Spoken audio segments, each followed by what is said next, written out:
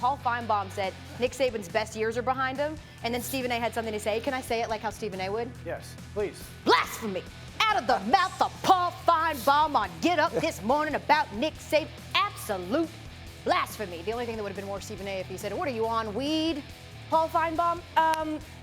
Stephen Your A. gets up reaction. this early? I didn't know that. Ooh. He has a show coming up. I forgot. Yeah. What do you make of his comments, and do you want to back down from? Here's what troubles me about Stephen A. Nick Saban invited him down to speak to the team before the season, and they've been in a free fall ever since. I love this. So it's Stephen A.'s fault. The decline of Bama is tied to Stephen A. I love that. What is because listen, obviously rumors of their demise might be greatly exaggerated, but it seems like the playing field has been leveled a little bit. What do you make of it, Dave? I think we need to slow our roll, Mr. Finebaum, on the Bama is done thing. No one has started more true freshmen in the country than Alabama. They had 2 pick-6 on the road and still lost by 3, even though devastating injuries. The most fascinating thing, look at the passion with Nick Saban. The most fascinating part, because I know people are going to say, like, well, Ohio State, LSU are coming. The transfer portal is going to be a big part of this conversation in the next couple of years with Bama. How does he handle the transfer portal? Because LSU benefited from the transfer portal with Joe Burrow, and Ohio State has benefited from the transfer portal with Justin Fields. So, like, that to me is the biggest conversation over how does recruiting continue to go. Dan, usually people in my position misquote people in your position. You're now misquoting me as a backup quarterback. I find that hilarious. Why do you have to The point being, I have never said they're done. I just said the dynasty's window has closed. Nice word. And the dynasty window is dominating, and they're not dominating. If you look at the last 3 games against top opponents, Clemson, 28 points.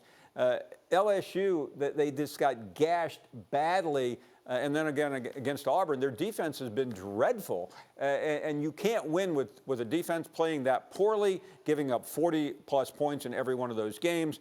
And the lack of discipline. One of Saban's own players said after the game, yeah, and against the good teams, we just can't really seem to hold it together. Back to your question. Nick Saban is the king lion. There's a bunch of other lions coming for his top spot. If you study history, which I know you did at UConn, you find that dynasties like this slowly come to they slowly begin to dissipate, and then suddenly they fall off a cliff. Nick Saban is still the best coach of all time, but I don't think his program is in a position right now to dominate. And one more thing, Dan, the transfer portal, I think that is Nick Saban's biggest enemy.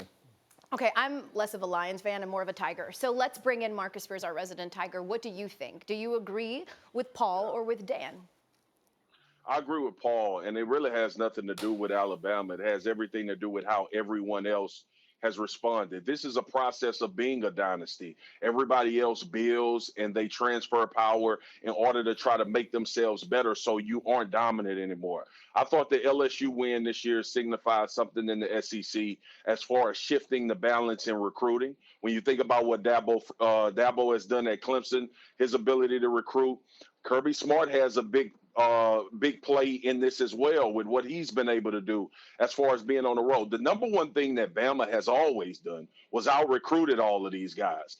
I guarantee you, after that big win that LSU had, Georgia's playing on the national scene, you think about Clemson, Ohio State, these are going to become destination places for a lot of guys that had Bama first on their list. Does it mean that they're not good or they don't have a chance to win the national championship? Absolutely not. But this long run of dominance that you see, I think in football in general, is about to come to an end. Now, it will be dominated by 6 or 7 teams, but it won't be dominated solely by Alabama anymore like we had grown accustomed to. And because they were so great, we only compared them to Alabama. So I think some context is warranted here.